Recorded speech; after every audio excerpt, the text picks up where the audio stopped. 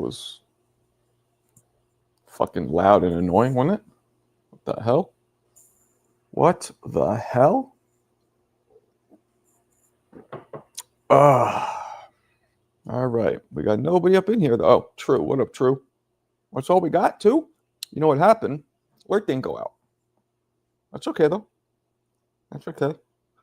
I'm going to try this trick. Never works, but I'm going to try it again. I'm going to try and go live on my phone. See? I just hit the live button.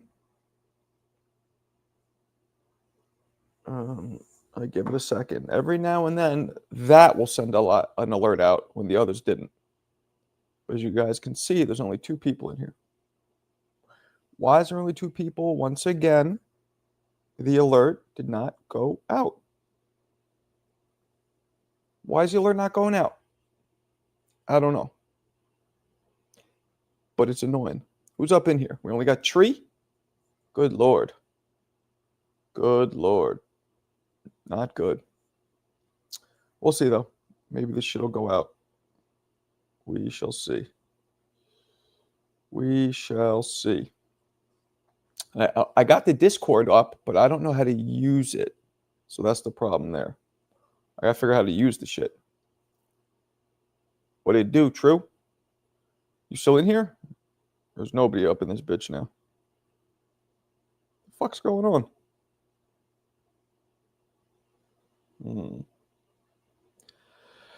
Well, the show will roll on. We're like 5 raffle tickets away from being able to send that out. 5. And then, of course, it looks like you guys are more interested in the Sugar Ray Leonard custom gloves. We got those going out too. So, depends where you fit in. And the next one we might do is this bad boy right here. Might do that one. But I might do that's a mini one. I'll do the full-size joint. I got that mini one because, they're a little cheaper. They fit better on the shelf here. Big ones is too much space.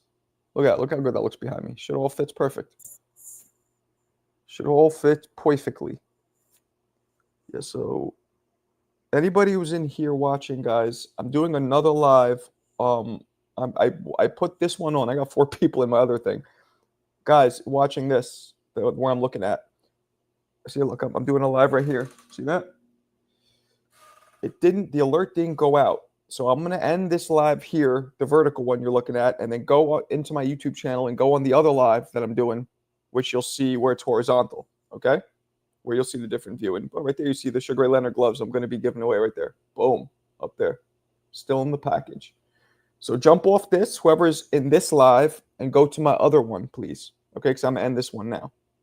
I don't want to lose you. Just click on my YouTube channel, and you'll see the live icon on the other one that's live. I just went live twice to hopefully to get them to kick out that alert, but I don't think it worked. All right, so jump in the other one now, people. All right. Yeah, I had fucking 5 people watching the other one. Weird. Weird as fuck. What'd it do? What? That box in the second shelf that says Roy Jones. There is no box that says Roy Jones on the second shelf. Nah, nothing says Roy Jones. I don't know what you're talking about. You talking about this? That doesn't say Roy Jones. Hey, what's up, fucky? They didn't send the alert out, did they, fucky? Which is why there's only 6 of us in here for now. However, I have learned throughout these annoying YouTube no alerts that we rock out long enough, people will trickle in. We don't get that initial jolt. What's in the Nintendo box? Haven't I showed you guys this before? I'll show you again. It is, you guys are going to be way too young for all this, but this is an original Punch-Out figure. It's Mac Jabs Glass Joe. So it's little Mac, look, it's still in the box, punching Glass Joe right in his shit. How cool is that? Original box, look at that, from 1988. It came with some weird sticker that's still on top here. It's like a puffy sticker too. I don't even know what it is. It's puffy. I think you'd stick it. It's a punch. It's fucking cool.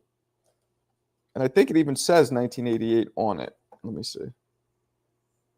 Nintendo. This is the original joint. Oh, yep, there it is. Look at that. 1988 Nintendo of America. How fucking cool is that, guys? OG shit right there. That I'm not selling. I looked it up. I could sell that for somewhere around $200, but I don't think that's enough money worth it for me to get rid of it. Yeah, that thing. Yep. Yeah, it didn't say Roy Jones. I got 3 alerts. You got 3? Okay. Well, fuck it. Then I guess it's doing its job. I am in the right live. Yes, Jose, you are now. Yes. You have entered the correct live. Good. Good to see all of you. Hello, is anybody out there? I'm right here, Joey, Jose, Josue, Jesus, whatever you want to be called. I'm here. And by the way, yesterday, remember when I played you that clip from Deuce Bigalow? They flagged it. So now I had to, they let you go in and delete or mute parts that are copywritten so I could be monetized. So now if you go back and watch it while I'm playing the Deuce Bigalow thing, it's muted. They might have even, I don't think they erased the whole scene, but they muted it. Oh, and they muted the thing where I played, where CJ gave me the clip to play the Maricon motherfucker. Carlito's Way, I got flagged for that. So that's also muted. So now I can only say it. But I don't think they're going to mute they're not going to mute my the Tourette's girl though, because that's from her Instagram. What up, Nate? Am I here? I'm confused. Of course you're here. It's a very confusing thing to say to somebody. Nando, where you been? It's Puffy, no Diddy. Yeah. There's Puffy. Zoo versus Spencer, who you got? I got Zoo. You guys all think that Zoo is gonna look like shit, but I think he's gonna win. Yo, but what up? Excuse me. I think Zoo's gonna win. I know you. Everybody thinks he I think he's gonna win. I don't even remember. I gotta look something up here. Timmy Zoo. Let's see something. Timbo Zoo. Yeah, right. So his last 2 fights were losses. One was a split decision where people thought, and then Backroom knocked him out. Silly. And now there's Joseph Spienza. Although he sounds and looks Australian, he is from Michigan. Fenton. Well, Grand Blanc Fenton. I don't know. He's 25 years old. Not a hard knockout puncher. 1 loss to Jesus Alejandro Ramos Jr., who was undefeated at the time and is now 1 loss to Erickson Lubin. Yeah, I think Zoo's going to wax him because Spienza, I'm only saying Spienza because that's how Zoo would say it, doesn't have any power. Doesn't hit hard. And I think the only way you're going to get Zoo off you is if you hit hard. I've been delivering, truck driving. I bet. Joe, we don't really have good power. Tim might TKO him. That's what I'm saying. I just said that, but agreed. Free betting advice. Parlay, Janibek KO win, and Joyce. Okay. How's the weather? Rainy and chilly. What about you? Where are you at, Nando? What's up, Shogun? The Shogun of Harlem. Kiss my Converse. Bruce Leroy. Sorry. Anybody know what that's from? My favorite fight was Hearns versus Hagler, especially the first round. Shogun, I agree with you. That was a great fight, but I think it's a little overrated. I think the first round was dope. I feel like the second and third, it was kind of even the punch that Hagler hit Hearns with, it was like a leaping fucking straight punch, and Hearns was out while he's standing. Salute the Nigerian Nightmare. In a meeting, but have you? You the man. Appreciate you. It's your time again. I'm in your world. Amen. Ramos destroys Joey. I'm surprised Joey even came back. Okay. I don't think a lot of our regulars got the alert because we're missing all the regulars. Not all of them, but a lot of them. Fucking YouTube, man. Fucking YouTube. What are you gonna do? It's weird though, because some people get the alert. Some, like, I didn't get the alert. So I'm subscribed to get all my own alerts. All right, I put a separate email address. I don't get them.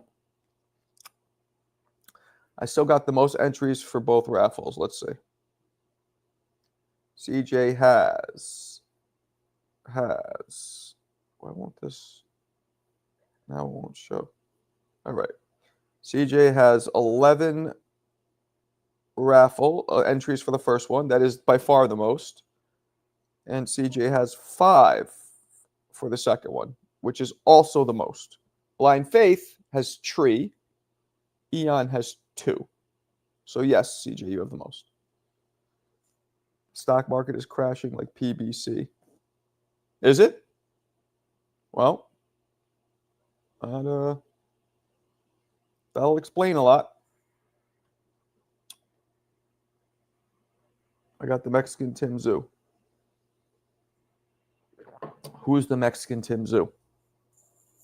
What in the fuck is you talking about? Who's the Mexican Tim Zoo? Who the fuck is that guy? Huh? Don't be a punk, jive ass, maricon motherfucker. I love that stock market is crashing. Great time to buy stocks. Is it really crashing? I don't follow that shit at all. I can transfer my 3-bar wife tickets to Sugar Atlantic. You can do whatever you want. Is that what you like to do? Because I'll do it. He called himself Mexican Style Zoo. Yeah, I remember that. You know, a little bit. He comes forward, he bangs. But, you know, I wouldn't. Yeah, I mean, so that's an interesting question to pose. Is Tim Zoo a Mexican style fighter? While he's clearly not Mexican, is he a Mexican style fighter? Yeah, at one point said Canelo had a lot of a slick black fighter in him. At one point. What up, True? We think Barrera versus Morales. It was good. Kind of bored me a little because nobody ever knocked anybody out. They were just piecing each other up like toupees. Yeah, take 4 from the belt and move them to the gloves, please. I'll do that right now, sir. 4 from the belt. 1, 2, 3, 4. Cut, paste. All right. Now, the problem with that is now we need 10 more to actually do the raffle for the belt. That's the only problem with that. So you got 9 in one and 7 in the other. So you want the gloves more, it seems like. Fuck Canelo. Damn, Moon Man. What's wrong with Canelo? You think Tim has an older Roy chin? So, speaking of Roy, we were talking yesterday, right? And I might have asked him this. No, I asked him later. But I was thinking about Roy. And I'm thinking to myself, how psychological boxing is, right? How strongly, dominantly psychological it is. Really any sport, but boxing, that's what room we're in, right? That's our lane here. And I thought to myself, all right, so once Roy's brain turned off and he didn't want to fight anymore and he was older, he got knocked out a lot, right? didn't throw any punches, totally turned off, kind of like what Wilder's doing now. Similar. So I thought to myself, people try and say Roy's chinny. Okay. In his prime, was he chinny, or was it a psychological turnoff? For example, Tito Trinidad was chinny, always got dropped, always got up, but always got dropped. You know what I'm saying? There's guys who were always and never lost his aggression, never lost his pizzazz in the ring, never lost his fire. A lot of guys always tried just as hard, would get flash knockdowns quite a bit. Roy, so I thought about Roy. I'm like, well, Roy got one flash knockdown in his entire prime against Lou Del Val on camera. That's it. He'd only gone down once, flash knockdown. Also later in his career, he was probably like 33 at that point against Lou Del Val when he was already a light heavyweight, which was past his weight. So I thought to myself, So I sent Roy this. I sent Roy this text message. I sent him, voice message. Hey, what's up, man? Quick question. Some of my followers are asking. So before exited your prime, before the fight with Tarver, during your prime, besides the one fight against Lou Del Val, had you ever been down before in sparring? Like, has that ever happened? Just curious. All right. So I asked him, as you heard, have you ever been down in sparring? And this is what he said to me. Nope, not at all. And I said, I thought so, literally untouchable in your prime. Now, I know you guys will say I'm glazing him, and maybe I am because I love Roy. So the point is this. He hadn't even gone down. And now, you could say he's lying. I don't think he would, but whatever. He had never even gone down in sparring in his prime. Just one time in his prime, and it was near the end of his prime, too, against Lou Del Val. He went down in the ring. And then he went from never going down, starting to box at 9, never going down once until 34, maybe 33. So does that make you chinny when you start going down after you're out of your prime and your brain is just turned off? That's what I don't think he was chinny. I think just like Wilder. Wilder was never hurt. Well, he was hurt, but he was, he had a solid chin. But look at him now. He doesn't throw any punches. It's psychological. So to me, again, I look at the prime. This is why a good example of why I always look at guys' primes. Look at the difference between Roy's prime and his out of his prime. Look at Wilder's. Look at the difference in Wilder. Some fight, and not all of them do that. Look, you got guys like Chavez or whatever who even out of their prime were still similar. But you also have guys like this that out of their prime, they just change. Shit changes. The desire's gone, all of it.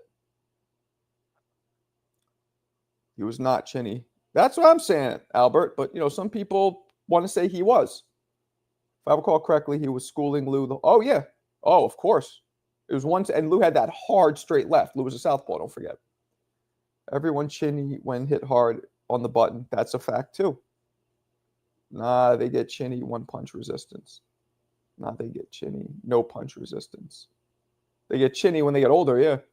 Kelly Plavich, Jermaine Taylor was a fight that no one gave Kelly a chance. I gave Kelly a chance. I thought Taylor would beat him, but I gave Kelly a chance. Especially after that first round when he dropped Kelly, you're like, oh boy, this isn't going to go well. But you have to remember, Moon Man, it's an interesting name. Let me zoom in on your picture. You got a hockey game? Or your baseball game? Which one are you in the picture? I'm going to guess the dude on the right. Anyway, let's not forget Jermaine Taylor had a lot of Deontay Wilder vibes back then. Oh, he's wild. He has no fundamentals. He's like an amateur. As soon as he gets in there with somebody who can box. And it's funny how boxing is because he goes in there with Hopkins, who was old, true, but peaking. And he beats Hopkins, who is a master boxer. He beats Hopkins with sheer power and size, which nobody thought, because him and Hopkins are the same height. You know what I'm saying? They're both 6 feet, 6'1", maybe. Same height. But he beats Hopkins where everybody's like a boxer will fucking take care of Jermaine Taylor. He has no fundamentals. He's wild. He just has power. He had power in both hands, while Wilder has power in one hand. Anyway, but then Hopkins goes on and beats fucking Tarver, goes on, wins a light heavyweight belt after that. So he wasn't finished. That just showed that Taylor was just better than him at the time. Boxing's so weird. It's so weird like that. My mother threw a chancleta at me. I didn't go down. I don't know what a chancleta is, but there's your Hispanic heritage coming out. Even Tyson fought Roy pretty good, but Tyson couldn't knock him down. He wasn't trying, Albert. Tyson wasn't. Tyson was holding back against Roy. For sure. That was an exhibition. They were both 54. Roy was maybe 51. I think Spence versus Porter is one of the best fights of all time. Why? Are you trolling? Oh, I thought you meant Spence first. But I'm like, that was not that good. Chancleta is like a sandal. Okay. Well, I don't know why your mom's throwing sandals at you, but do you, boo? Do girls hate being called boo anymore? They used to like it back in the day. What's up, boo? That's my boo. I can't front. Our friend said that once. We almost slapped him. I think some people's chins can be broken from too many shots. If it's a psychological thing, though, Mo, it's psychological. Their spirit, their mental. It's PTSD. When something happens to you that you never thought would happen, and that never happened, you're like, now you're fucking shook. Like, oh my God, it could happen again. You lose your confidence. Not everybody, but it happens. Non-stop action. Yeah, it was a good fight.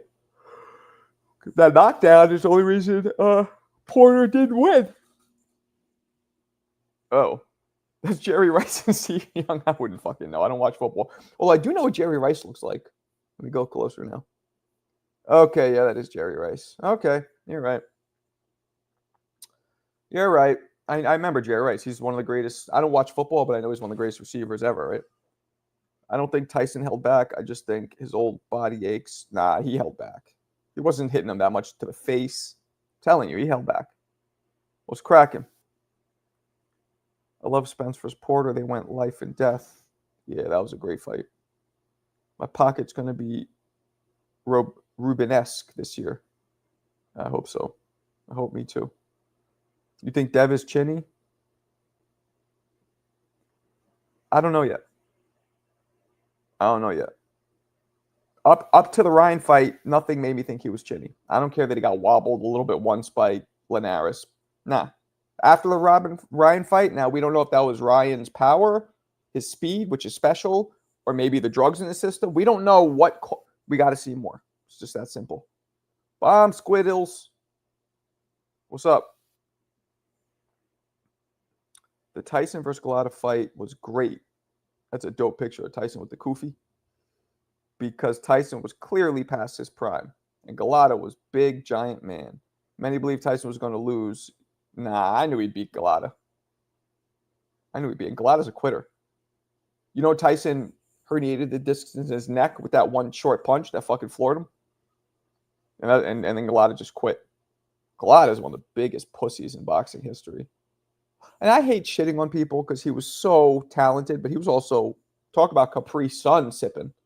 That dude was rumored to have a Capri Sun on Fresh Direct auto buy, monthly fucking auto buy. But he was very skilled, but he was such a quitter. Like fighters who just quit, I don't respect fully. I'm going to always respect you for getting in the ring to some extent, but dudes who just quit numerous times on top of that, no. I've been in there where I wanted to quit. I just took my beatings a couple times. This happened. Just take them. Haney versus Garcia 50-50. Dev's chin might be gone. I don't think Devin is going to be able to walk through Ramirez like that. It's going to be a tougher than people think. I don't think so, man. I think Devin's not walk through him. I think he's just going to stay on the outside and box him silly. Silly. Like Three Stooges. Like, whoop, whoop, whoop, whoop. Like, box him silly. Bro, Tyson herniated his disc. That's reasonable. Nah, no, it's not. I've had a herniated disc. Absolutely not. Nope. And what about all the other times Galata quit? You know how many times he quit? I literally got a herniated disc while fighting. I didn't quit. The shit hurt, but the adrenaline is pumping so hard you don't feel it till the next day. You're absolutely wrong with that. The best fights are the rare ones with both fighters knock each other out. Did you see the video I just did, Albert, with the double knockdowns, which was inspired by our community member here, Mr. Eon? Glad it had to be mobbed up. He threw that first Bo fight. He was fucking Bo up too. So stupid. But he was so insecure because Bo kept coming. And he couldn't deal with that. Mark, you got the craziest boxing wordplay. I love it. Appreciate you, Black Ice. What are you referring to specifically? I'll fucking play it right now if you want me to. And Chantani has become, yes, of course. That's one of the main PTSD characteristics of after a loss like that. Ouch. Yeah, man. I had a herniated disc sparring Hector Camacho, and I herniated a disc while working out. I guess my shit was already brittle. The second one, I threw a fucking hard overhand on the bag, and I felt it pop, and I was like, "Oh shit!" And I still finished my 20 rounds, and it hurt, and that hurt more because I wasn't in a fight or in a spar, so my adrenaline wasn't nearly as high. So that I felt, but I still finished. But when you're in a fight, your adrenaline's high the whole time. You're not feeling it. If you feel anything in a fight, it's like a broken bone or a bicep rip or something that's like something that's needs to be surgically repaired immediately. You don't feel little shit that'll, you know what I'm saying?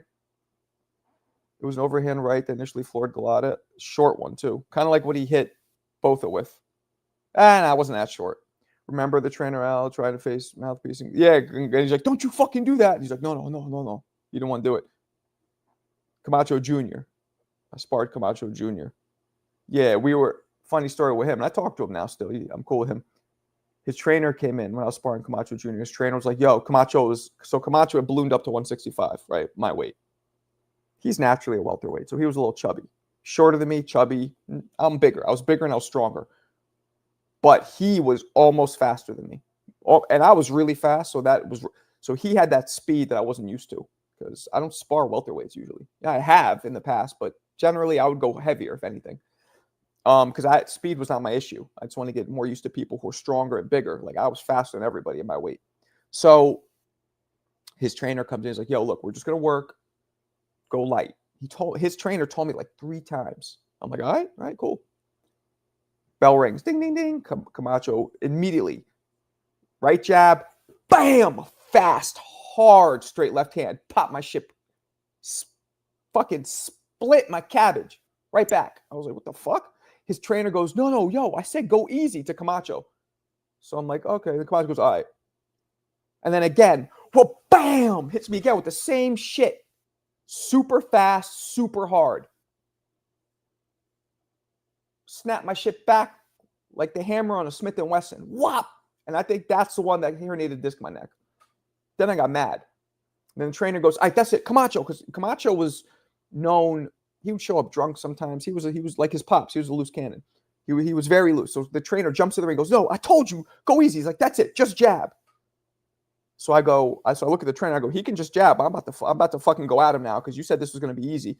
He's like, within 2 combinations of me getting on his ass, the trainer goes, all right, fight normal. Because I was all over Camacho. And then so I decided he wants to play that shit. So I roughed him up. I suffocated his advantage of speed by staying close and wrestling with him, holding him, you know what I'm saying, pushing him off. I used my advantage in strength to mitigate his advantage of speed. I just stayed close because he's a kind of speed that if he was at a certain distance from me, I might not be able to see it coming. And that's so rare for me. Yeah. But yeah, and then the next day I woke up and I was in so much pain. So I think he did it. He's the first one to do it. I think it was already on its way there because I was already having pain, but I think he just put it, because a lot of people get herniated discs just through natural, wear and tear of your body. So I think mine was already headed that way, but he pushed it through this finish line.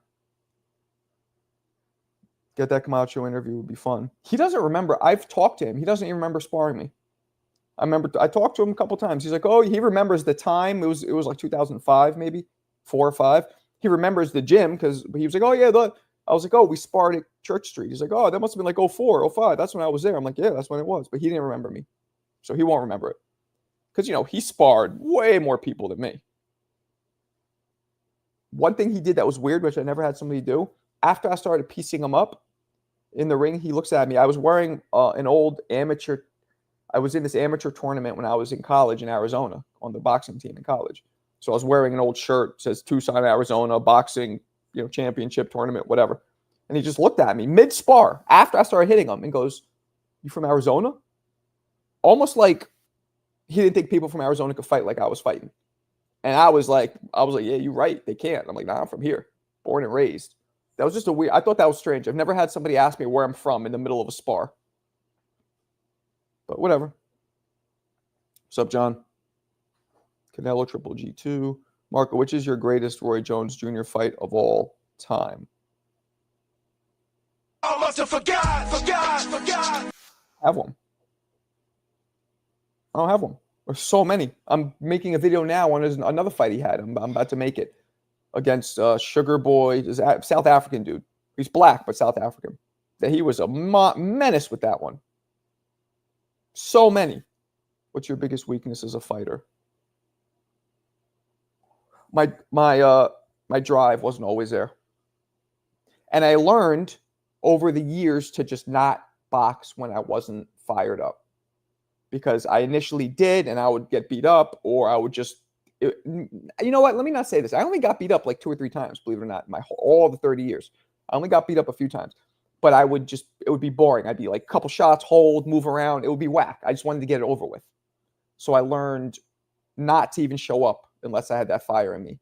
And I was against Camacho. The fire was there. Like, when he hit me, it was a thing like, oh, that's what you want to do. You want to get my guard down, make me think that we're going to go light, and then just fucking crack me with Thor's hammer when I'm not looking forward to it, when I'm not ready for it. But again, that's on me, because you always got to be ready for whatever. I've learned that. So I didn't blame him. I was more like, that's kind of some bitch shit.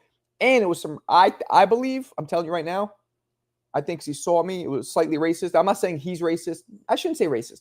Stereotypical. All dudes thought when they looked at me, because I'm white and I'm thin, I couldn't fight. So I thought he was being put in front of some kind of fucking burger that he could just pound down. You know what I mean? And he learned quick he wasn't. Because I got the better of it. Once I, after those couple shots, I got the better of it because I smothered his ass. And there's a thing you can do. You know what I mean? Did your carry power? What? What you mean? But that's something for you guys who are fighting. You use your advantages. If I went in, I'm like, this guy's too fast. Not only with his hands, his feet. He was just a small. You ever be in there like you're playing basketball with a smaller guy? And when you're smaller, generally you're going to be faster. And he was super fast. I was super fast, but since he was smaller, he was as fast as me. So that I had to negate all that shit that he had. The foot movement and the hand speed. And I just fucking kept close, leaned on him, smothered him, wrestled with him. I remember at one point his coach was like, this is wrestling. This isn't boxing. Or he's like, this is not wrestling, it's boxing. I'm like, well, you're going to put me in front of a fucking, I'd only had at that point 2 pro fights. You're going to put me in front of a fucking former top 5 contender, and I only have 2 fights, and he's trying to take my head off. Well, we're going to have to turn it into what we're going to have to turn it into. I wasn't cheating. I was just, I never cheated. Like, what I did was all legal. Holding and all that stuff, pushing, all that was legal. I wasn't kicking him in the nuts or trying to bite his kneecaps. You know what I'm saying? Canelo, Cotto, Spence, Loma. Okay. Marco, who else did you spar? Nope. That's the only big name. I didn't spar that many big names, man. I was in camp with Hassan Rahman, but these guys weren't my weight, so I never got in there with them. So that's the only really name that you guys would probably know. But it was fun. Yeah, it was fun. Oh, I sparred a guy named, you guys probably won't know him though. He goes by Hollywood Hino. He's a celebrity trainer now. He trains like Kevin Hart, Have you guys seen the clip of Drake hitting the mitts? That's Hino holding the mitts for him. That's the guy I sparred. He was on the Contender years ago. He was a top rated. He was a Rookie of the Year, Ring Magazine, back in like 04, like when I was sparring with him. He was like 9-0, 10-0, all knockouts at the time. So I sparred with him. And he was way bigger. He's 6 feet, 6'1" maybe, and he's was 200 pounds. And I'm 5'11", 165. I was too fast for him, too fast. And I had heavyweight power. Man, I should bring him on because people, everybody could talk. People think I'm just talking. I should bring him on. He'll tell you himself. And he remembers, because we sparred. I knew him well. I still talk to him. But he goes by Hino. He's from Nigeria. Well, he's born and raised in Queens, but he came from Nigeria young, so he doesn't have a Nigerian accent. He's from Queens, but he has a Nigerian last name, Ekomafer. And Hino Men Ekomafer. That's his actual name, but he goes by Hino. Eon has too much money for a teenager. He's slanging rocks. Eon's 21. What you mean? Marco with the heavy. I'm telling you. Do you want me to pull up the fucking punch machine? I'm not lying. And if I was lying, there would be 1,000 comments in that punch machine like, oh, that was weak. And you're always going to get some haters, right? But there's almost none like that. I'm not lying. That shit cracked. You saw the way it cracked. You felt it. You heard it. And then you see the fucking how high it ranked, how high it registered on the machine. I see tons of people hitting those things. They can't crack 900. I'm almost fucking going to 1,000. They can't crack 900. The big muscle-bound dudes. Ian must be one of Turkey's sons. Marky, why are you selling? It's not my memorabilia. It's I'm getting it from sponsors to sell. And what up, Jay? Jay Reed. That's from because I know Tone always says, you ain't a cop, Jay Reed. That's from Training Day, right? Damn, you had power like that? You never saw Moon Man? You never saw the video? You ever saw? This is a video from like a month ago. I'll play it if you want. Hey, yo, join Marco's Discord. Thanks, Mo. I don't know how to use the shit, but join it. Yes. Also, not even to shit on him. I outweigh him by like 30 pounds. Well, 20 pounds now. But you ain't no cop, Jay Reed. Oh, In Too Deep. I don't remember that movie that well. I remember Training Day, but not that one. Greatest fights of all time, perhaps Bud versus Canelo. We'll see. Alone. I'll loan you something. See? It's the old school in me. That's when everybody would say, pause. All right, 1 second, guys.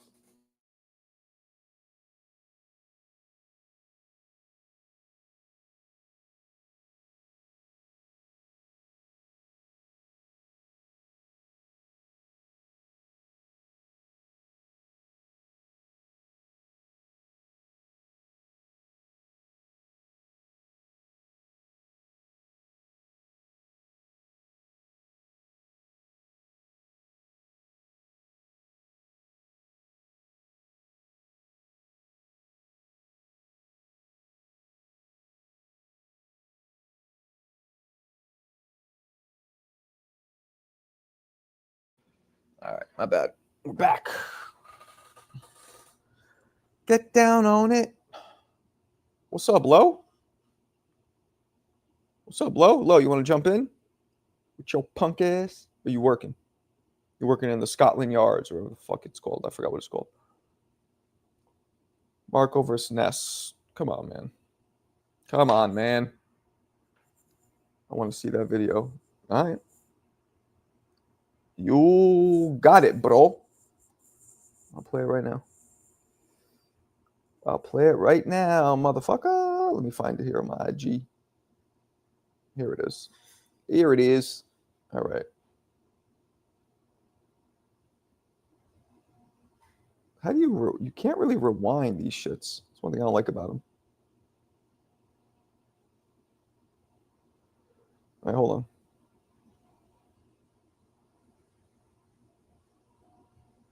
All right, here we go. I'll play it right now. Right now. Right now. Let me turn the power, the volume on. All right, here we go. Yeah.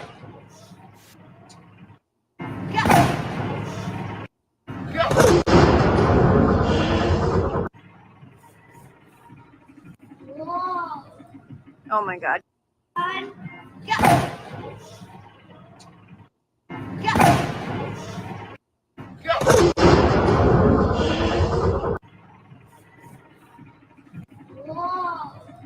Oh my God.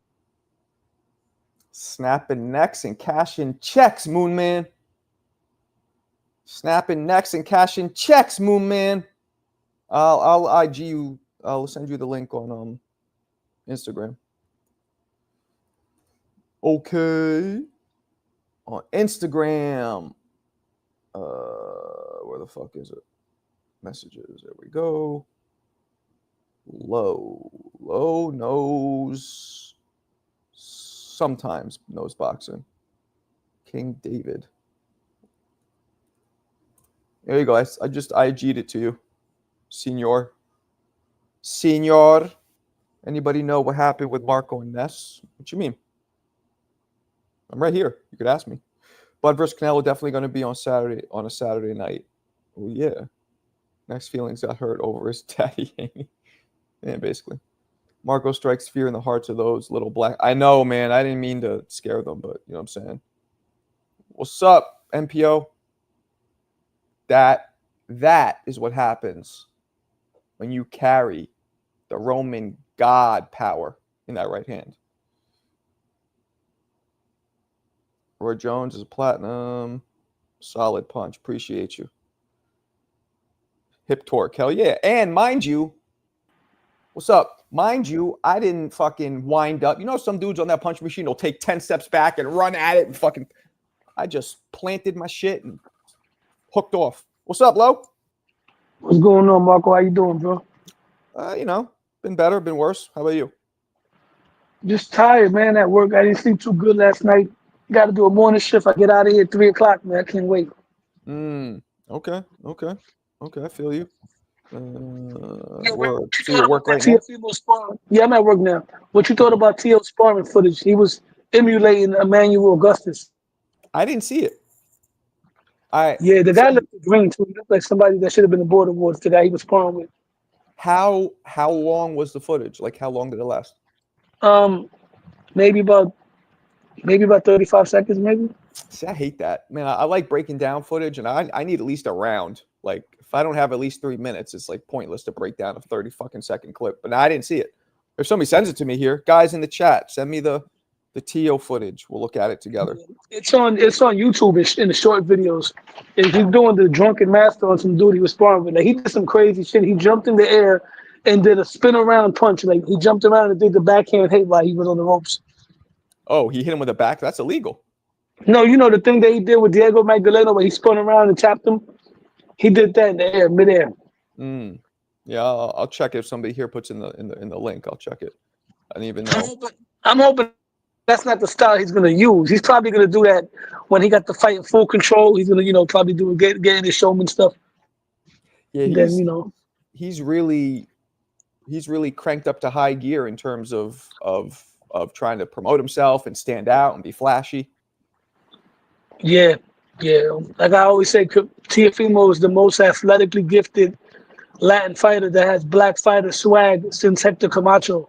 And I say that because, even though the Cubans have it, but they don't really count because Cubans are black fighters and they're more slick. But when I'm talking about athletic, I'm talking about they got that it factor like Roy Jones had it, Floyd had it. I'm going to play it right now. Somebody just sent it to me. Let's check it out. Go ahead. Have fun.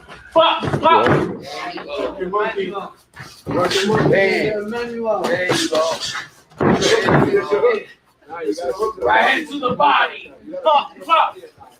When you get that close, I want that uppercut. Oh my Lord. Oh my Lord. Oh my Lord. Oh. Have fun. Just have fun. No. Is there more? Have fun. I want to see that shit he did again. Hold on. I got to see that. There you go. Right hand to the body. When you get that close, I want that uppercut. Here we go. Oh my Lord. Okay, so that's really fucking impressive. It's really flashy, but I'm almost positive that shot's illegal. He hit him like with the. It didn't land. I don't know. I feel like that would have landed illegal. The ref would have been like, "Don't do that." But whatever. It still looked good. I've seen people criticizing it, but that's not easy to do what he did, bro. No. It's sparring. You know, whatever. He's fucking around. It's okay. It's not a big deal. The dude he was sparring. You're right. That dude probably didn't even get accepted to Border Wars. Unless CYP in there. Yeah, and the dude had He was better than CYP. dude's mullet was fucking pouring out of his headgear, but whatever. Now that was impressive. See, Tio's smart. He's doing all the shit like that to just keep interest. Like look, we're talking about it right now. He's smart. Yeah, and like I said, I could see him doing that once he has the fight in full control. Maybe when he got this guy hurt on Quill Street, he might do some showman stuff before he gets him up out of there. But it's gonna be an interesting fight though, because Barboza really isn't a slouch, man. He's not doesn't have any special effects, but he got very good fundamentals, and the guy knows how to win. So it's gonna be an interesting fight for Tio. Yeah. Barbosa might give him a problem because he could stay away, he can box. He has no power though, so I hope Tio doesn't bum rush his ass, like, you know what I'm saying? Like charge out him like bald bull and then just get outboxed because he's overzealous. Yeah, that's not his style though, to overwhelm anybody with aggression either. Well, he tried to do that against Kambosos. He said he was hurt, and then look what happened. He just kept trying to kill Kambosos, and he ended up. But it was pretty. I don't like buying into excuses, but I'm going to give him the benefit of the doubt. The way that he fought against Kambosos, I believe that he had something wrong with him. That's why he went in there trying to get him out of there early, because he knew that physically he wasn't in no real condition, being that he had that issue with his throat, with his lungs, whatever. Maybe. Yeah, it's hard to tell. Tio reminds us that spinning shit while they're that was impressive. And he was, we've all been in there who sparred where like you're in there with somebody way below you experience level, and you could just you feel zero danger in there, and that's what he was going through. I've been there too, so I get it. It's fun, and it's fun. His dad was going wild. Oh my god, his dad loved it. Well, his father was a hell of a hype man. Yeah, no, he is. I like his dad. He's I know he'd be sipping on the grandma syrup a little bit, but I like him. His father was hilarious when he smacked Barboza. When did he? I don't even remember that. You didn't see when he slapped Barboza, bro? Was that at the press conference? Nah, I don't think I saw that. Yo, bro, Marco, come on, man. I don't even think I saw it. I heard of it, but I don't think I saw it. Marco, you gotta be kidding me, bro. I don't really give a fuck. If it's not in the ring, I mean, like, I'll see it, but like, I'm not gonna search out what happened. He slapped him during the last press conference. Barboza smacked his hat off his head. Oh, yeah, I saw that. And then Tio's dad was in the crowd going crazy. Then Tio's dad was going at it with Barboza's peoples. Yeah, I saw that. But that was like, they broke it up real quick. It wasn't like a clean slap. It was a smack. He had handprints on his face. Oh, damn. That's how, you know how fast that was? He hit him twice. Damn. He smacked him in the face and then threw a jab to the chest with his head off the line. That's how fast he did it. It was 2 jabs. It was a slap, and then he tapped him in the chest real quick. Okay. Yeah, I don't follow the shenanigans. That's right. I sure don't. Marco only saw the highlights. Kiss my ass. Those are highlights. You didn't even watch those highlights, man. I didn't even watch. I don't watch all highlights. I didn't watch those. YTO. No, I saw that. I remember seeing that now. I remember not. I was like, the press conference shit it's fun, but I care more about what goes down inside the square circle. Yeah, Two Tone was fucking live with hilarious last night, bro. Wait, what did he do? He was talking about, Shakur Stevenson, the numbers that he did, and then he went and called some Russian shop, was asking, do you know who Better Believe is? And they actually knew who Better Believe is. Tone is hilarious, bro. Yeah. I mean, why wouldn't they know? He's Russian. Yeah, but what's crazy? I thought the numbers did lower than that, but I'm like, at the end of the day, right? It better be if Bivol were to walk through Times Square or the Uh-huh. Hudson Yards, nobody would even know who they are. No, no, nobody. That's where you work, Hudson Yard. I forgot. I remember you worked at some yard. Nah, no. I try and tell everybody there is only less than 5 fighters at a time every generation who anybody would know. The rest, nobody would know, or very few. People think like Devin Haney's gonna get a large. Nobody's gonna fucking recognize him if he walks down the street on like Fifth Avenue. Maybe one or two people here or there, but nothing crazy. You know what I mean? Even Yeah, it depends. Devin Haney's pretty known, but yeah, I hear what you're saying. Like if they don't watch boxing, they wouldn't know him. I'm telling you, Lo, I grew up in fucking Manhattan. So did you. And you see all kinds of people walking, like, nah. Sometimes it'll take a dude like Brad Pitt a couple blocks to even get noticed. Like Devin Haney, no. Yo, speaking of celebrities in New York City, right? On 9th Street and Avenue A, have you ever heard of the movie actor by the name of Bradley Cooper from Philadelphia? Yeah, of course. Bradley Cooper is part owner of possibly the best cheesesteak spot I in know. Philadelphia, which is called Angelo's Pizzeria. Well, he partnered up with him, and they opened up a shop, a pop-up shop, which is open on the weekends in Manhattan. It's called Danny and Coops.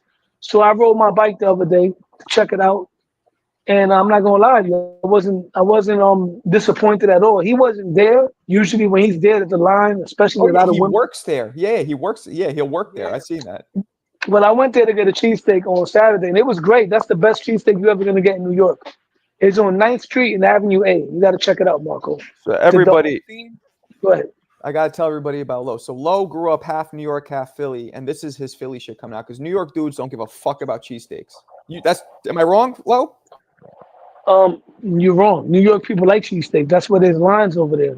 It's just that New York doesn't make good cheesesteaks like that, but that spot definitely does. You got to check it out, Marco. I can't even eat cheesesteaks anymore. I cut all that shit. That shit'll go. It'll go right to my ass. I can't eat that shit. I'll take a bite, but like I don't eat sandwiches like that. Like unfortunately, you can't even treat yourself. I can. I just choose not to because like when I eat very little red meat now because if I eat like a whole like burger, I feel that shit sits on my stomach like a rock. I just don't like the way it makes me feel. So I'll take bites. That's what I do. Like if I'm like my wife likes Philly cheesesteaks, I'll take a bite of hers, but that's just about as far as I go. Okay. But yeah, after I turn in my mid 40s, I'm like I gotta tighten it. I cut out almost all sugar, cut out like bread, rice, pasta, like white flour. I cut out a lot of that. So, try to eat as much as fruit and vegetables. But I'll every now and then have some shit. Yeah, I mean, I've tightened up my diet. I mean, I still cheat every now and then, but I tighten up my diet a lot lately. Yeah, it's the microbiome in your gut. You know what I mean? Is people don't know that it's important. It's very important. It does a lot for your body. It's tied to your brain. It's tied to your neurotransmitters. People say your gut is literally your second brain, and I know that's true. Ask about Cat's Deli. I've been to Cat's Deli 1,000 times, Bailey. Come on, Bailey. Of course, man. They give you a ticket in Cat's Deli, and if you lose it, you got to pay, which I think is fucking bullshit. It's like $40. They're expensive though. They're kind of like very overpriced. Hell yeah, but they could do it because people still go. Yeah, last time I went was 2019. Yeah, I haven't been in forever. I haven't been there forever. I'm not gonna say. Nobody. Well, I shouldn't say nobody, but very few people can finish a whole Cat's Deli pastrami sandwich in one sitting. The shit is cock diesel, stacked like this. I could eat, bro. I've seen people do it. If I did that shit, I will fall into an immediate titus coma. Bro, when I go to Max's cheesesteak in Philadelphia, they give you the two. When you order it, they ask you, right? They say you want a half or a whole. A half is regular, like a regular 12-inch sub. A whole is a 2-foot sandwich. I've been there and I've eaten a complete whole by myself. Damn. Well, you must have got a good metabolism. Yeah, I can eat, I could too, but like I said, I don't like the way it makes me feel. So, but you know how it is. Ever been to Carmine's? Yeah, I've been to Carmine's. You've been to Carmine's, right, Lo? Yeah, I think so. Carmine's. Nah, you haven't been then. It's they got one uptown, Upper West. It's a famous Italian spot. They got two of them. I believe the one I went to is up near Columbia, the Columbia College, like No, 109. I don't think I've been there. I heard of it, but I don't recall being there. Yeah, I've been to all those shits. All those shits. Smith and Walensky's, all those shits. What about BBQs? Come on. I've been going to BBQs literally since I was in 9th grade. Just BBQs. That's my pregame spot. Like if I'm gonna go watch a fight in Madison Square Garden, I go to BBQs first, and then I go to MSG afterwards. Yeah, I've been going there but that's another spot. Like I can't fuck with that. Like I used to get those big ass Texas styles Cokes. Like you know how much sugar that shit? Nah. Yeah, they fill you up, man. You talking about the pina coladas? All that shit. Everything is in a Texas. Yeah, I don't fuck with that anymore. Do you eat chopped cheese? Clarissa, let me tell you something. Never had one. Chopped cheese was not a thing when we were coming up. I don't know when it kicked in, but it had to have been within the last 10, 15 years because before that, there was no such thing in New York City. Low, am I lying? I never had chopped cheese before. There you go. People think that's a New York thing. It's not. It is now, maybe, but it wasn't coming up. You would go to the bodegas and they would make you shit, but you know. It is a New York thing, though. It is a New York now thing. It is, yeah. Yeah, that's something recent. Yeah, now it is. Fung Wat, yup, in there. Joe's Pizza. But Joe's Pizza, I feel like is a little overrated, but that's just. Oh, you talking about the one downtown by West 4th Street? Yep. That's the only one. That's the only one. Yeah. They're very good. I like Joe's. They're okay. I mean, I don't think they're bad, but I don't think it's like do my probiotic drink every day. This isn't boxing. So talk about boxing, Half. Throw something in there. We'll go off you. Eating a whole Max joint is crazy. You need to be in a contest. Yo, let me tell you something, bro. When I take my buddies from New York to Philadelphia, we go out there we go cheesesteak hunting, and I tell them make sure you're going on an empty stomach. I've been out there and I had cheesesteaks in 3 different spots when I've done it before. You know what I mean? Yeah, he said you're like Kobayashi. the Japanese guy who eats all the wins the Nathan contests. He said, yeah. Chopped cheese can go. Yeah, I don't know where the fuck that shit's from, but I never ate it. But you know, whatever. Shit's changed. You ever see that dude, the Aki dude who is famous, who's like he makes his sandwiches. They're kind of like chopped cheeses, I guess, but the Aki way. You ever see that? No. He's just, I'm sure the guys in the chat. He has actually right near where I used to live in Brooklyn. He has a bodega. It's just a normal kind of a shitty ass bodega right next to the projects. But speaking of Akis, and to bring it back to boxing, who you think had a better career, Amir Khan or Ricky Hatton? I was gonna say the only Ak. None of them are Ox because Ox are Middle Eastern, and Amir Khan is from Pakistan. So you, my friend, are. Oh, that's racist. Well, let's move on. Better career would be. Let's look at their wins. Khan. You know what's crazy? Ricky Hatton made it to the Hall of Fame. I think Khan got a deeper resume in wins. You know, he started losing a lot though because he took around longer. Ricky Hatton took a couple losses, then retired. Bounce and Khan went up to fight dudes like Canelo. Like Ricky Hatton didn't take risk like that. Yeah, I agree with you. I feel Amir Khan had a better career than Ricky Hatton. Ricky Hatton beat two people who, when he beat Zoo, I thought Zoo kind of quit. I thought the fight was close-ish. I don't know why Zoo stopped. He did kind of quit. Right, and then when he beat Castillo, that was a beating, but that was an old Castillo. Those are his two best wins. He was old, yeah. He also beat Vince Phillips, who was past his prime. Yeah, but Vince was never Vince won't make the Hall of Fame. No, but Vince was the first one to beat Costas, who he stopped him in his prime. Yeah, but that was an upset, a huge upset. Yeah, exactly. It was an upset. But I got to go with Amir Khan, man. Like, the thing with the Hall of Fame thing, like I was having a discussion with somebody, and people keep throwing the word great around too much. For me, there's different levels, Marco. You got guys that's Hall of Famers. They just get into the skin of their teeth. They're Hall of Famers. You got guys that are great, and then you got guys that are all-time greats. Yep. You know, like we said, Ricky Hatton is a Hall of Famer, right? Miguel Cotto was great. Mm-hmm. And you got Sugar Ray Leonard, Roberto Duran, is an all-time great. It's a difference. Absolutely. Yeah, you have 3 levels. Yep.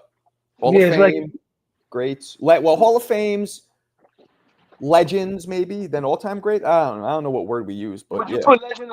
So you would put So you would have all-time great at the top, right? I don't know. You could put legend. It's all subjective, like all of boxing. Some people might hear the word legend and be like, no, that should be at the top. It all depends on how you perceive the word. You know what I mean?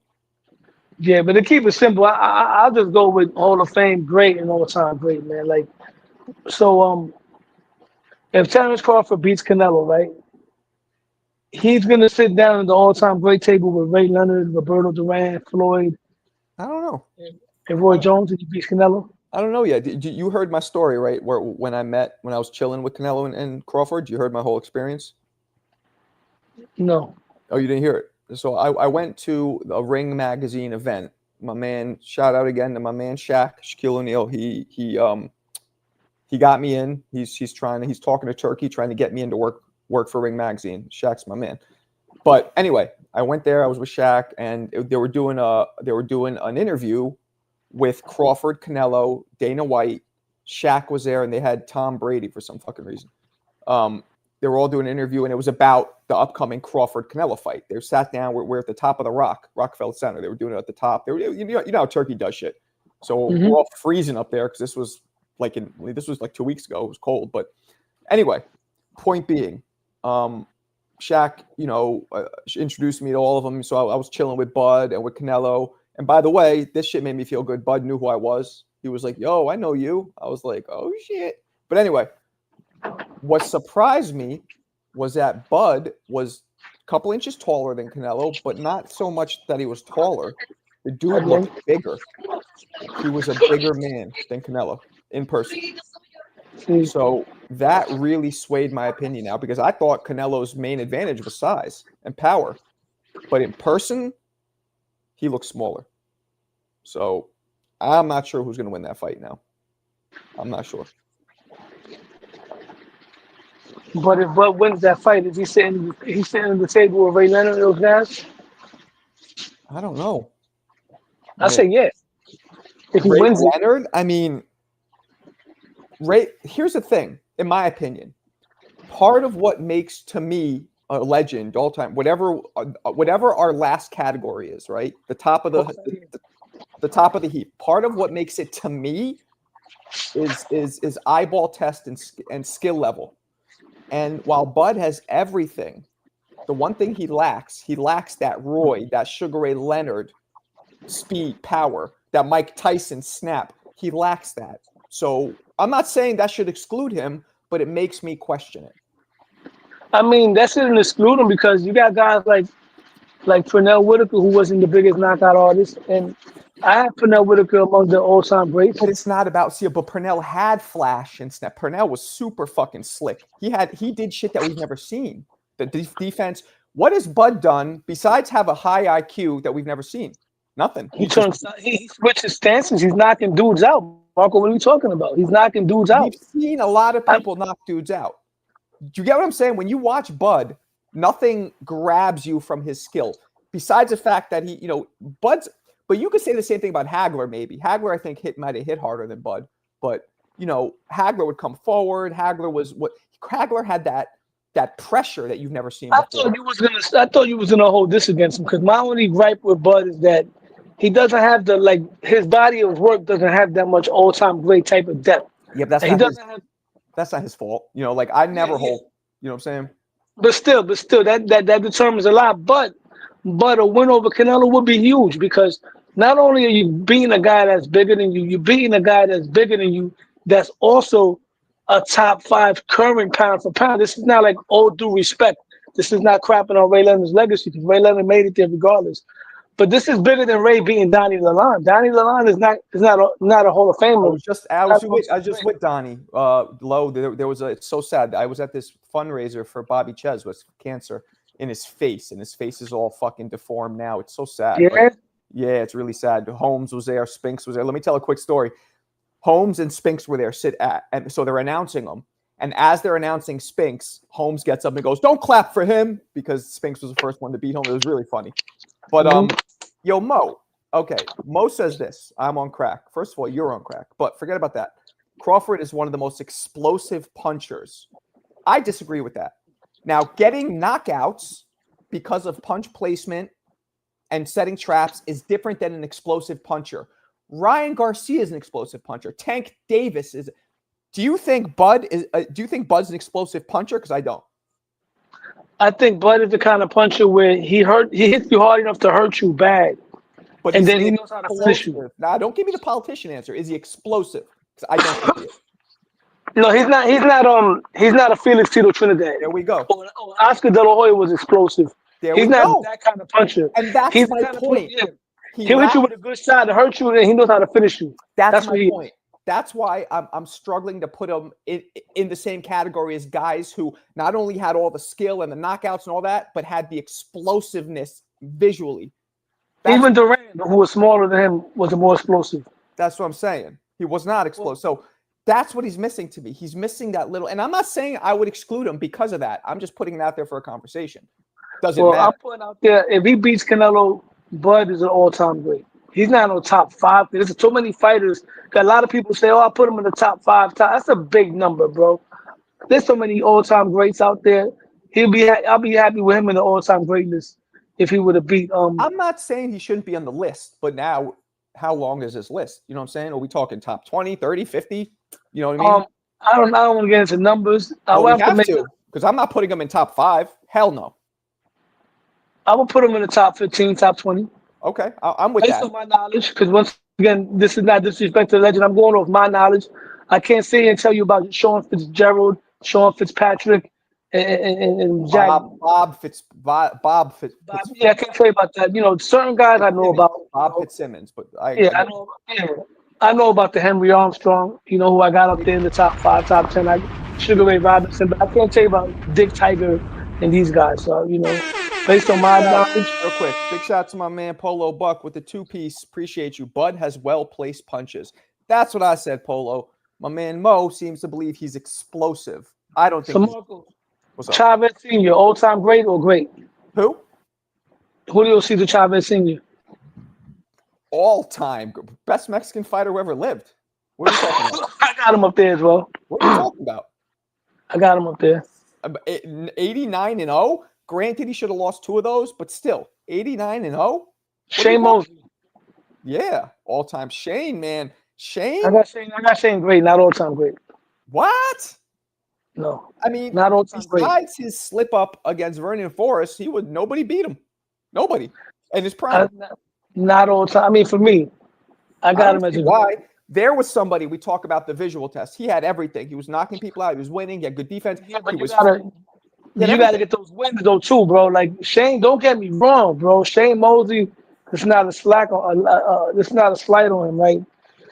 But we don't, outside of Oscar De La Hoya, outside of a washed-up Fernando Vargas, the Margarita was a big win. Mayorga was a big win, but he was already faded. Like he doesn't really have all those big wins. Like if he would have fought Trinidad and beaten Trinidad, stuff like that, that would have added to his legacy. So for me, Shane and it's not a slack, man, not a slight, not wrong with being a great fighter, but I'm not putting him on the table with Ray Leonard, bro.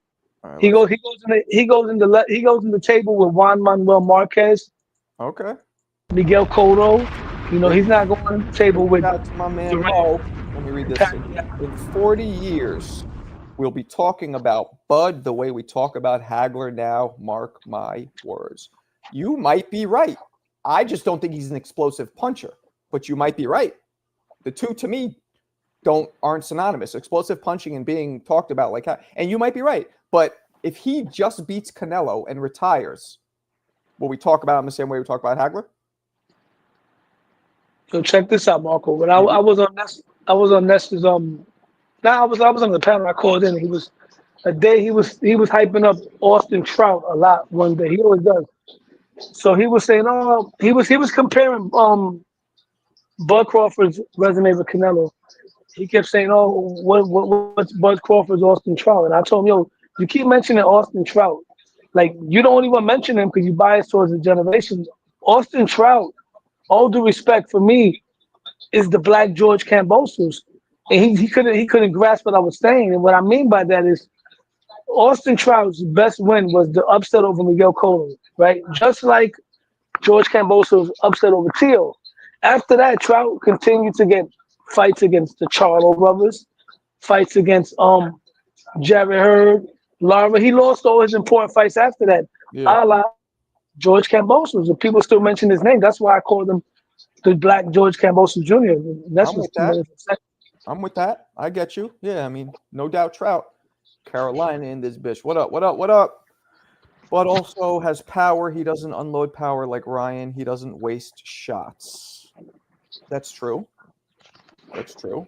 No one that 35 now could beat Shane at 35. Yeah, well, Shane at 35 was just unfair. That was unfair. So was Oscar. I got a good one for you. Yeah, go ahead. I got a good one for you, Marco. Aaron Pryor. Aaron Pryor, in my opinion, could have probably beaten any welterweight in history. I'm not saying he would have, but he had a great shot. Aaron Pryor was never beaten in his prime. Had a 90% knockout ratio for a fucking 140-pounder. That doesn't happen. He was 39-1 with 35 knockouts, but I'm kind of dissecting his resume. Like he fought. I mean, yeah, he didn't fight all the time. Sugar Ray Leonard didn't want to fight him. There's a video of him calling him out, walking right up to him on the podium. Sugar Ray's wearing a fucking fisherman hat. See, I can't really crap on his resume like that because a lot of guys do that, right? But they don't know the guys. And sometimes you gotta live it to understand it. You know what I mean? There's some guys on his resume probably at the time were top contenders. Like I see a guy named Al Ford who was 50-9 who he beat. 50-9, obviously the guy was a good fighter. The guy's 50-9, you know what I'm saying? Yeah. So he might not be a Hall of Fame, but that's still a credible win there. Yeah. And then you see him later on fighting a guy that's 1-6. Because these guys back then, Marco, they took a lot of tune-ups. Yeah. And then he got another guy, Antonio Cervantes. That's a great fighter right there. That's one of the best junior welterweights ever. Who? Antonio Cervantes. He was 63-10 when Pryor beat him. That's the guy that Benitez beat for his first title. He was the greatest fighter from Colombia. I won't front. I don't even know who that is. Yeah, Antonio. Yeah, if you look up the division, the junior welterweight division, he's among the best junior welterweights of all time. For me, Chavez is the greatest junior welterweight of all time. I'm gonna hold it down for me for 1 second, Lo. I got to step away for like literally 10 seconds. All right, say no more. So I'm gonna do So I want to ask everybody in the chat, who is the best junior welterweight that you guys have seen since, let's say, 20 years? 20 years. Who was the best junior welterweight that you can recall? 140 pounds. And Mo Brains, you got some brains on you, brother. You said Kid Bombole. Yep. Kid Bombole. That was his nickname. Antonio Cervantes, Kid Bombole. Yeah, he was an Afro-Colombian fighter, junior welterweight champion, Hall of Famer. And that's the guy that Benitez beat for his first world title. The guy in your chat by the name of Mo Brains has some good boxing brains. Yeah, he does. He said Kid Bombole. That was Cervantes' nickname, Kid Bombole. Damn. Where was he from? He was Colombian. Colombia. He was an Afro-Colombian, yeah. He was a champion, and he's amongst the greatest junior welterweights of all time. That's the guy Benitez beat for his first title at 17 years old. Do I agree that Bam should be in the pound for? Absolutely. Why wouldn't Bam be? I got Bam in the top 5. Here's my thing with Bam and them small guys, right? Bam is the top 8 pound for pound guy, but those smaller fighters, I have a problem with putting those guys in the top 2, top 3 because they don't have the names in their divisions to be a number 1 pound for pound. You know, like somebody was telling me, oh, Nui, you don't know about the guys in the Nui division. The Nui division is special. So I'm like, all right, so then where's the other Nui? So Nui can fight him, right? If I don't know the guys, why I know Nui, right? Because the Nui is special. So the division is so good and underrated, then where's the other Nui? You feel what I'm saying? Yeah. And I'm not knocking them, but people look at me like I'm crazy because I don't have them in my top 2, top 3. I got Usyk, I got Bud Crawford, I got who else? I got Usyk, Bud. I'll throw him in the top 3. Why not? But I can't put him at number 1. You know what? I can't even put him over Canelo, bro. Who? Bam? Nah. Well, no. Nah, chill. I got Inoue number 2. Over who? How can you put Inoue over Bud Crawford and Usyk? No, I didn't. I said number 2. I got him over. I got Bud 1, Inoue 2. So you got Inoue over Usyk? Yeah. Inoue never had 2 fights that he arguably lost. Bro, he got mollywopped around the ring against a 16-1 underdog. He got dropped. He went life and death. What He you went talking life and death about? with Nonito. He got dropped by some guy two Yeah, then three he fights knocked ago. him out. That's so what? He was a no-hoper though. Nah, and Nonito Donaire, yeah, that was a rough fight, but that's a legend. That was a legend. That was way past his prime. That was Doesn't matter. He still won. Usyk arguably lost the Fury fights, so that's my and Inoue, because people say Usyk went all the way up from cruiser. Inoue jumped up like fucking 4 weight classes. So yeah, 4 weight classes over there, like 5 pounds though. the point is, he did all the shit Usyk did. It just he never had a bout in question. So that's what puts me, in my opinion. And he's way more fun to watch. You have your way. You know what I'm saying? I'm just saying, man. Yeah, and he's made way more fun to watch. So to me, the dominance is there, the achievement is there, the skill is there. It's all there. So that's In order for me to put Inoue top to be number 1 pound for pound, he's gonna have to be Gervonta Davis. I'm just sorry. That's the standards I'm holding him by.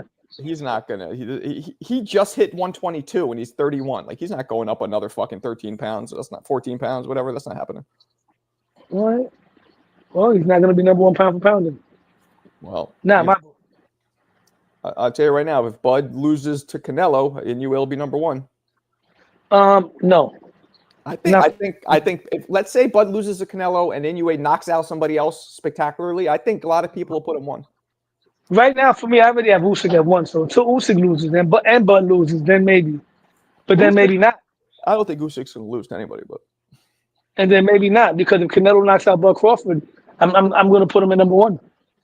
Yeah. If Usyk loses and Canelo beats Bud, Canelo's number 1 pound for pound. Because Bud is the special fighter that even though he's smaller, Canelo still gets credit for beating him, just like Marvin Hagler would have gotten credit for beating Sugar Ray Leonard had he won that fight. I thought he did win that fight. We just did on my channel. We did a watch along with it.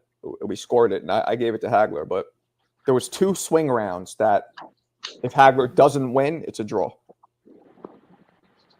But I gave it to Hagler because the pressure, he was infighting. People don't see how much punches were landing while Ray was holding and resting. Hagler was just tearing up his liver.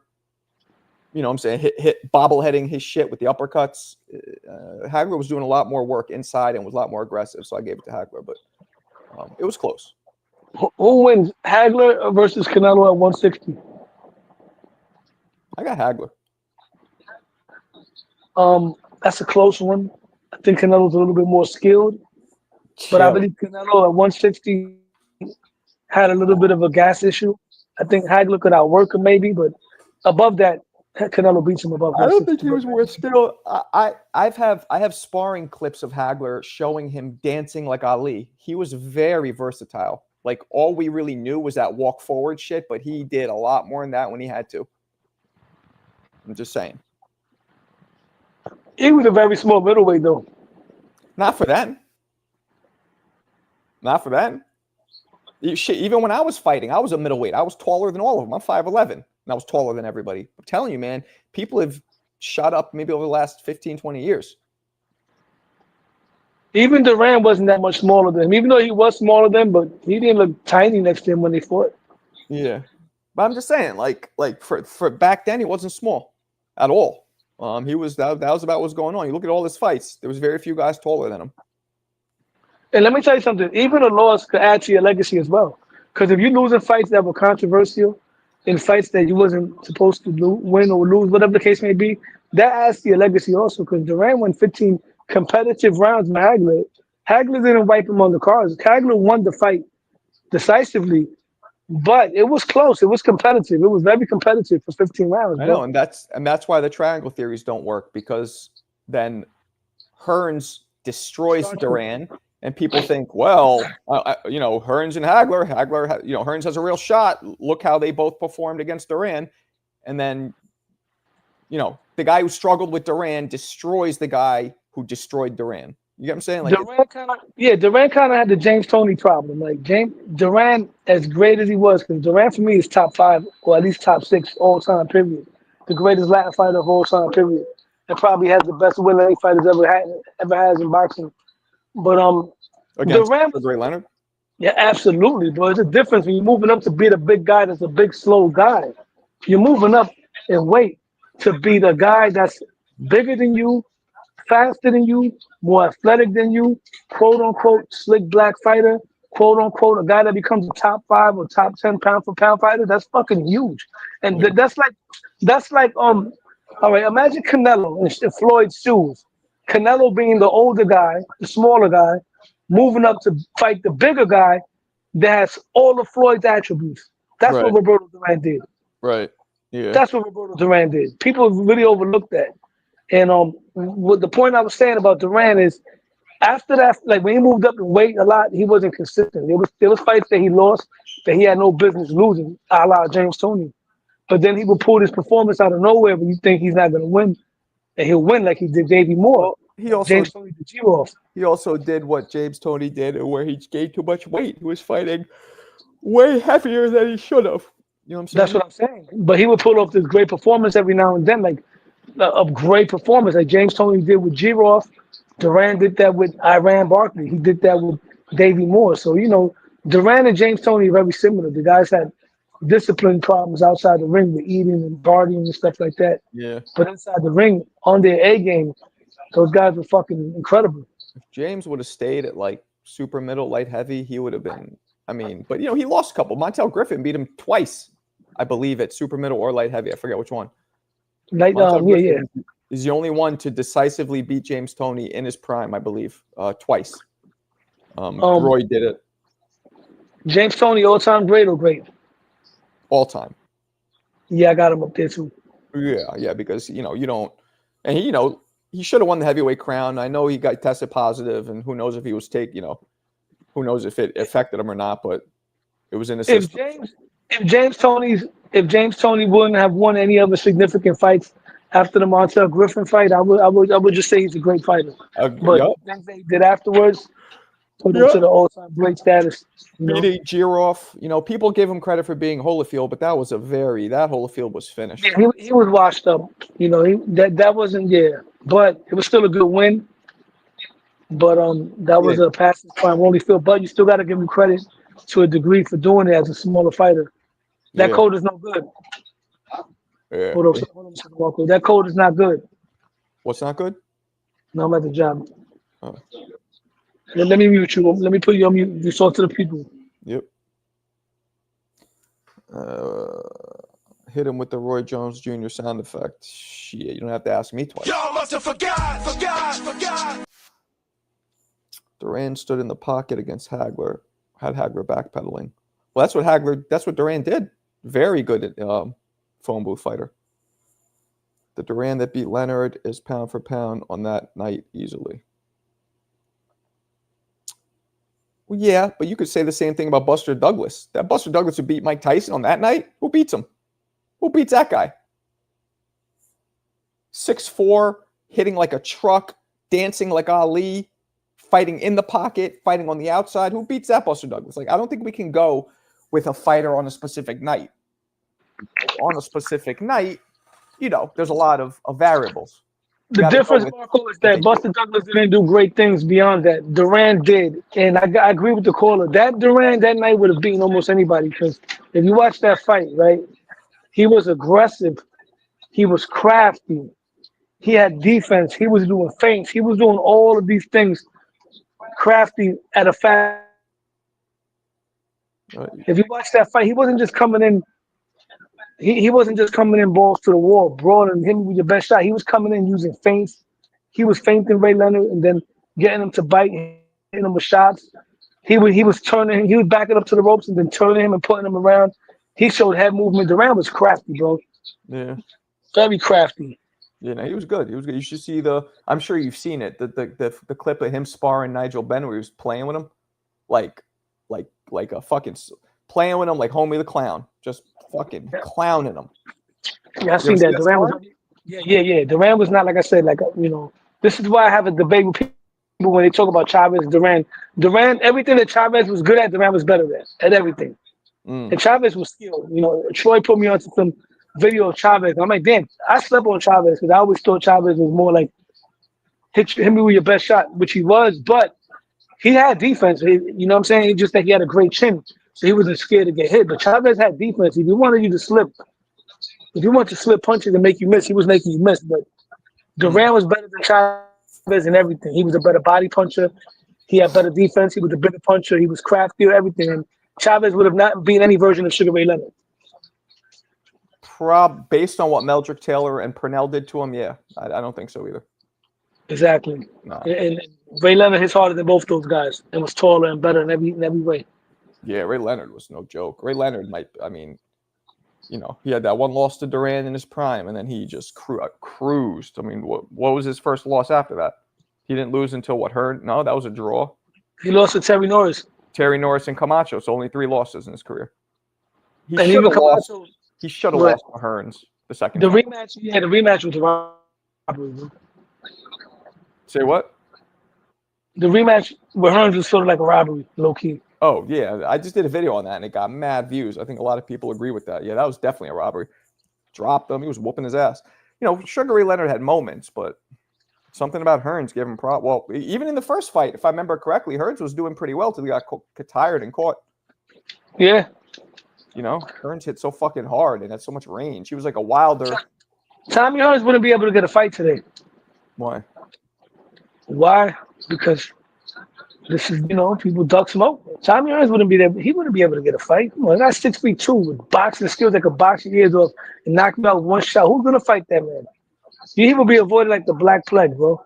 Tommy Hearns fighting today. I believe Tommy Hearns was a little bit one-dimensional. I don't think he had great boxing skill. I think Tommy Hearns would stand on the outside, use his range, and fire like Desert Storm level shit at you. But that's all he would do. I don't think he actually set shots up well. I don't think he had much skill. I just think he had a high output with a lot of power and a lot of range. No, he has skills, bro. I mean, that's how you see it. He has skills, bro. I watched Tommy Hearns. Okay. No, honestly, he doesn't have skills. I don't think he was a high-level boxer. That's what I'm saying. Even if you want to say that, he was leagues above what we have right now. Well, who will beat Tommy Hearns right now? At what weight? 140 from 147 to 160 right now. So the 154 guys. So Bud, what about Bud? No. I don't know, man. I don't know. I don't know. We got to see what Bud does. That's what I'm saying. Just like you say, let's wait till his career winds down or he retired. As of right now, nobody right now. Boots Ennis ain't beating him. Brian Norman ain't beating him. That's 147. None of those guys beating him. 154, those guys will get flatlined. 160, I don't even know who's the man in 160 right now at the moment. I think what's his face? The guy who Buddy McGirt trains. The hell's his name? Exactly. Rest my case. What the fuck's his name? I'm forgetting his name. What's his name, guys? The guy who Buddy McGirt trains, the middleweight Russian dude, looks Chinese, kind of. The fuck's his name? Why am I forgetting? I know the chat will know. He's a force at middleweight, but nobody wants to fight him. He's a high knock. What the fuck's his name? Come on, chat, help me out. I'm trying to remember it. Putin. No. Putin. Putin's an old Russian president. He said Putin. No, what the fuck's his name? Janibek. Thank you, Wonderland. And J. Will. Janibek. Tommy Hearns knocks him out. I don't know. Maybe. Tommy puts him in a box. Roberto Duran, the old man version of Duran that fought Marvin Hagler would put them. The one that came up and beat Iran Barkley would beat these middleweights today. Doesn't Lara have a belt at 160? I don't know. Does Lara have a belt at 160? Yeah, he does. You know what would have been a good fight? Lara and Cotto at 154. Yeah. Cotto and Trinidad would have been fucking fun. Yeah, it would have been a fight. It would have been a great fight. He would have dropped Trinidad, but Trinidad would have knocked him out late. What? You think Trinidad would have beat? So you? Hell yeah, Trinidad was kryptonite to Cotto. First of all, Trinidad had a gas tank. He'll put so much pressure on Cotto, break him down, and destroy him without plaster of Paris. Absolutely. What about Cotto's fucking pressure? What you mean Cotto's pressure? But Cotto fights guys that punch harder than him. He goes on the back foot. And Cotto has a gas issue. He gasses out. He went on the back foot against Pacquiao, but those guys were faster. Trinidad was faster than him. He went on the back foot against Margarito. Yeah, because the dude's fucking gloves were loaded Exactly. Trinidad's gloves is loaded with power, way more than Margarito, even without the plastic. Margarito's gloves were fucking loaded with C4, kryptonite, the flux capacitor, all that. He still didn't punch like Trinidad. Trinidad would knock Cotto out. It'd be a great fight earlier on. Cotto would knock him down in an exchange. He would have his moments boxing around, but after a while, Trinidad's gonna come forward, start coming over the top with that right hand, with his range, coming forward. If you watch Trinidad's fight with Obakar, that was a masterclass, bro. Trinidad would knock Cotto out late rounds. I got him. Yeah, you fucked Brutally. Obakar up. Brutally. And Obakar will be a champion today. He'll definitely beat Mario Barrios for sure. I think I did a video on Obakar and Trinidad. No, you didn't, bro. I watch a lot of your stuff, bro. I think I did, and I guess I didn't. I thought I did. I should, though. Somebody in the chat asked Camacho versus Cotto. Well, I'm gonna give you the answer. Vaughn Greenhill. Camacho's best days were 130 and 135. Cotto at 140 and 147 would beat Camacho. He would cut the ring off on him and beat him. He'll beat him in a decision because you ain't knocking Camacho out. I don't think Cotto will beat Camacho. At 140 and 147, yeah. Well, yeah. Camacho was a 35-pounder naturally. That's what I'm saying. Yeah. So did I ask? So I'm going based on. So I would have responded. It's not really a fair or realistic fight because. Well, it is realistic because Camacho had a belt at 140, but he wasn't at his best at 140. That's what I'm saying. Cotto was at his best at like 147, so they were like 2-3 weight classes away. But they could have met at a catch weight, but it wouldn't have been fair because Cotto's a naturally bigger guy. Cotto's best run was at 147, but he did some good work when he moved up. I ain't gonna lie to you. For me, his most complete performance might have been when he beat Sergio Martinez at the catch weight at 155. Oh my God, that was why I keep meaning to do a video on that. That was wild. Wild. Like nobody thought that. But that version of Cotto would have given Trinidad. He still would have lost, but that's the version. His knees looked like they were blown out. Like he played 20 seasons on the Lakers. Like his knees were fucked. So I don't know how much of it was the knees, how much of it was the punches. But you still got to give him credit. He was the underdog to do that. You know what I'm saying? Yeah. That's a fact. All right, Lo, I'm gonna wrap this up. I will be back on tonight if you're around. It was a pleasure, man. Everybody, you can follow me also on Low Nose Boxing. Yeah, follow Lo. He knows his shit. You have a good one, Marco. Be safe. Peace out, people. Appreciate you guys. Tonight, 10 p.m.